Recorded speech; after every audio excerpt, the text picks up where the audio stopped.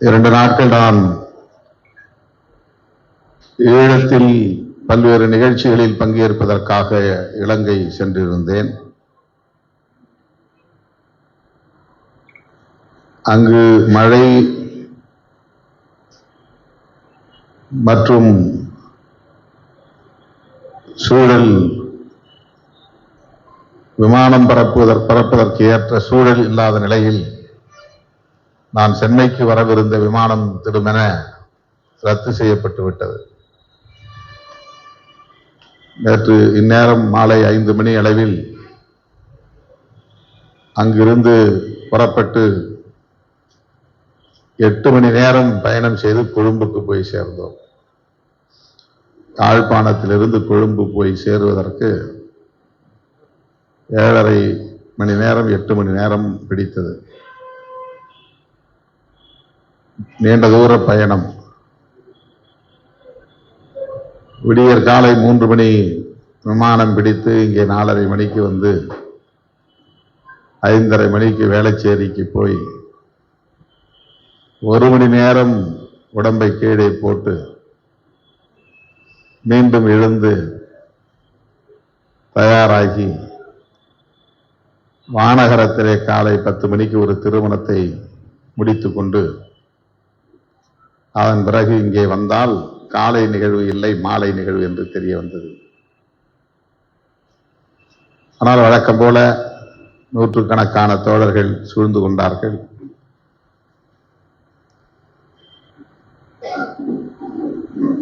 அதனைத் தொடர்ந்து இந்த நிகழ்ச்சி இப்போது நடைபெற்றுக் கொண்டிருக்கிறது. ஆக அந்த பயண கலைப்பு என்றாலும் கூட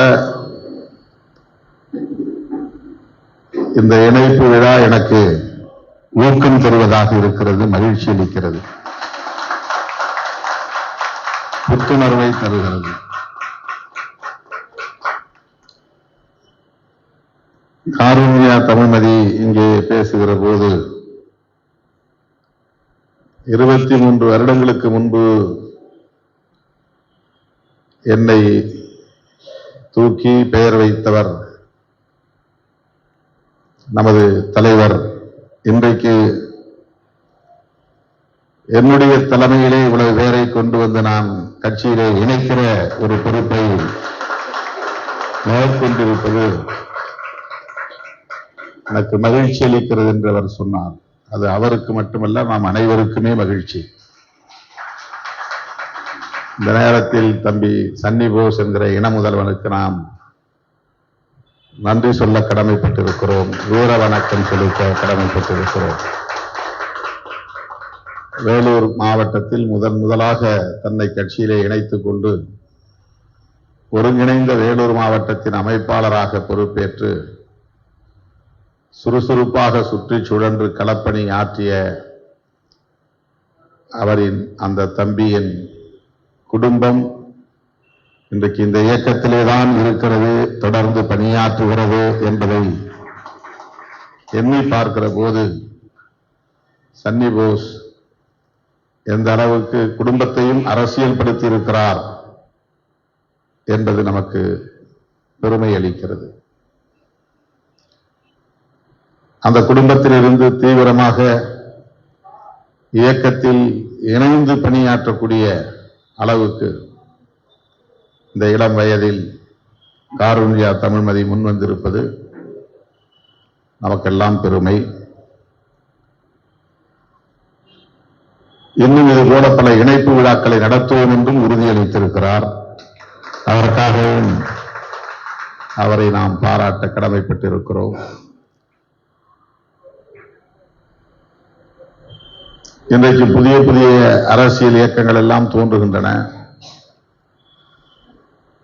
ஜென்சி தலைமுறை என்று இந்த தலைமுறையை அழைக்கிறார்கள். அவர்களுக்கெல்லாம் விடுதலை சிறுத்தைகள் போன்ற கட்சிகளில் இணைந்து செயல்படுவதை விட நடிகர்கள் தலைமையில் இயங்குகிற கட்சிகளில் தான் பணியாற்றுவார்கள் என்றெல்லாம் சமூக ஊடகங்களிலே சொல்லுகிறார்கள். அது உண்மை இல்லை என்பதை உணர்த்தக்கூடிய வகையில் காரிந்தியா தமிழ்மதி போன்ற பல இளைஞர்கள், இளம் பெண்கள் கொள்கை அடிப்படையிலே இயங்க களத்திற்கு வந்திருக்கிறார்கள் என்பதுதான் இந்த நிகழ்வு நமக்கு சொல்லுகிற ஒரு செய்தி. எங்கே போனாலும், எந்த ஊருக்கு போனாலும், எந்த இடத்திலே நாம் வண்டியை நிறுத்தினாலும் அரை மணி நேரத்திற்குள்ளாக 100 பேர் அந்த வண்டியை சூழ்ந்து கொள்கிறார்கள் என்றால் அந்த 100 பேரில் 50 பேர் 20 வயதுக்கும் குறைவான இளைஞர்களாக இருக்கிறார்கள் என்பது இந்த இயக்கம் எவ்வளவு வீரியத்தோடு இருக்கிறது, இளம் தலைமுறையினரோடு இணைக்கப்பட்டிருக்கிறது என்பதை நாம் அறிய முடிகிறது. அரசியல் இல்லாமல் வெறும் ஆரவாரமுள்ள ஒரு தலைமுறையாக நாம் இந்த புதிய இளைய தலைமுறையினரை கருதுகிறோம். அப்படி அல்ல. அரசியல் புரிதலோடு ஆரவாரம் செய்யக்கூடிய அளவுக்கு, அரசியல் புரிதலோடு களப்பணிகளில் தீவிரம் காட்டுகிற அளவுக்கு விடுதலை சிறுத்தைகள் கட்சியில் ஏராளமான இளம் தலைமுறையினர் இருக்கிறார்கள். இன்றைக்கு கொள்கை சார்ந்து விவாதிப்பதிலும் செயலாற்றுவதிலும் முன்னணியில் இருக்கிற இயக்கம், முதன்மையான இயக்கம் விடுதலை சிறுத்தைகள் கட்சி என்றால் யாரும் அதை மறுக்க முடியாது. வெறும் உணர்ச்சிகளை மட்டுமே உயர்த்தி பிடிக்கிற இயக்கம் இல்லை. அப்படிப்பட்ட இந்த இயக்கத்திலே இன்றைக்கு கட்டுமானம் மற்றும் அமைப்பு சாரா தொழிலாளர்கள் கட்சி சார்பற்று இயங்கிய இவர்கள் எந்த கட்சியிலும் தங்களை அடையாளப்படுத்திக் கொள்ளாமல் இருந்த இவர்கள் இன்றைக்கு திருமாவளவன் தலைமையில் நாங்கள் இணைந்து இயங்க விரும்புகிறோம் என்று முன்வந்திருக்கிறார்கள் என்பது இந்த இயக்கம் எத்தகைய நம்பகத்தன்மையை பெற்றிருக்கிறது, மக்களின் நம்பிக்கையை வென்றெடுத்திருக்கிறது என்பதை உணர்த்துகிறது. ஆகவே விடுதலை சிறுத்தைகள் கட்சி அனைத்து தரப்பு உழைக்கும் மக்களுக்கான ஒரு இயக்கம்.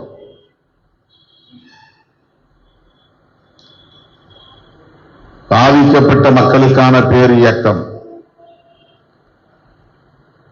பெண்கள் உள்ளிட்ட விளிம்பு நிலை சமூகங்களுக்கான ஒரு பேர் இயக்கம். அமைப்பு சார்ந்த தொழிலாளர்கள், அமைப்பு சாராத தொழிலாளர்கள் என்று வஞ்சிக்கப்பட்டு வருகிற தொழிலாளர் வர்க்கத்திற்கான ஒரு இயக்கம். இதனை அடுத்தடுத்த தலைமுறையினருக்கு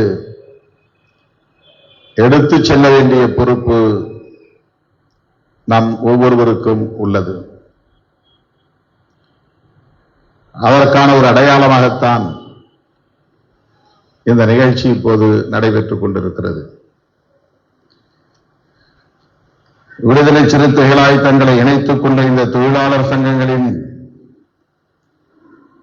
தலைவர்கள் 10 கோரிக்கைகளை முன்வைத்திருக்கிறார்கள். இந்த கூட்டமைப்பை சார்ந்த பொறுப்பாளர்கள் தனித்தனியே ஆளுக்கு ஒரு கோரிக்கையாக இங்கே படித்தார்கள். இந்த கோரிக்கைகள் ஒவ்வொன்றும் ஜனநாயகபூர்வமானவை, நியாயமானவை. ஆகவே இந்த கோரிக்கைகளை விடுதலை சிறுத்தைகள் கட்சி தமிழ்நாடு முதலமைச்சரின் கவனத்திற்கு எடுத்துச் செல்லும் என்பதை நான் உறுதிபட கூற விரும்புகிறேன். அத்தனை கோரிக்கைகளையும் அரசு நிறைவேற்றுகிறதோ இல்லையோ, ஆனால் இத்தனை கோரிக்கைகள் தொழிலாளர்களிடையே இருக்கின்றன என்பதை அரசு முதலில் புரிந்து கொள்ள வேண்டும். அரசின் கவனத்திற்கு எடுத்துச் சென்று அவர்களுக்கு, ஆட்சியாளர்களுக்கு ஒரு புரிதலை ஏற்படுத்த வேண்டிய பொறுப்பு நமது கட்சிக்கு உள்ளது. எனவே என்னை நம்பி, இந்த இயக்கத்தை நம்பி, இன்றைக்கு இந்த நீலம் சிவப்பு வண்ணத்தில் உள்ள துண்டை தங்களின் தோள்களில் தாங்கி நிற்கிற தொழிலாளர்களுக்கு நான் உறுதியளிக்க கடமைப்பட்டிருக்கிறேன். இதை அரசின் கவனத்திற்கு கொண்டு போய் சேர்ப்போம் என்கிற உறுதியை சொல்ல நான் கடமைப்பட்டிருக்கிறேன். கோரிக்கைகள் யாரால் வைக்கப்பட்டாலும், யார் வைத்தாலும் அந்த கோரிக்கைகள் உடனடியாக நிறைவேற்றப்பட்டு விடாது.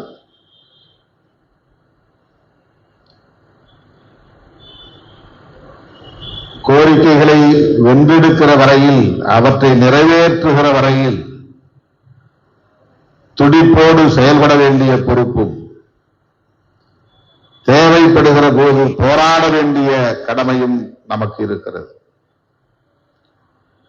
தேவையை உணராமல் போராட முடியாது, போராட தெரியாமல் நீ வாழ முடியாது என்று நான் 35 ஆண்டுகளுக்கு முன்னால் ஒரு முழக்கம் எழுதினேன்.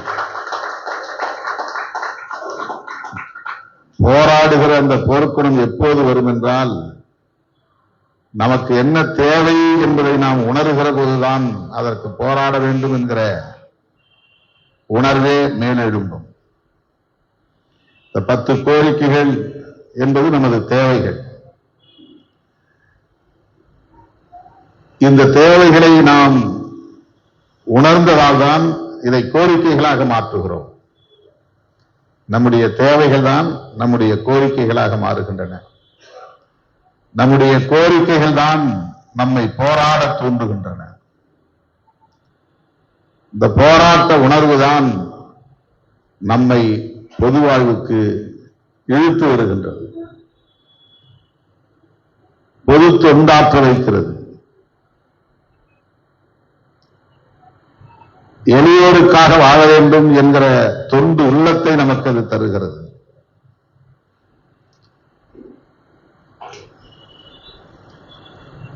ஒவ்வொருவருக்கும் தனித்தனியான தேவைகள் உண்டு.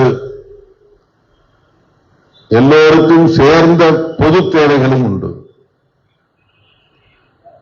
பொது தேவைகளில் இருந்துதான் தனி நபருக்கான தேவைகளும், தனிநபர்களுக்கான தேவைகளில் இருந்துதான் பொது தேவைகளும் உருவாகின்றன.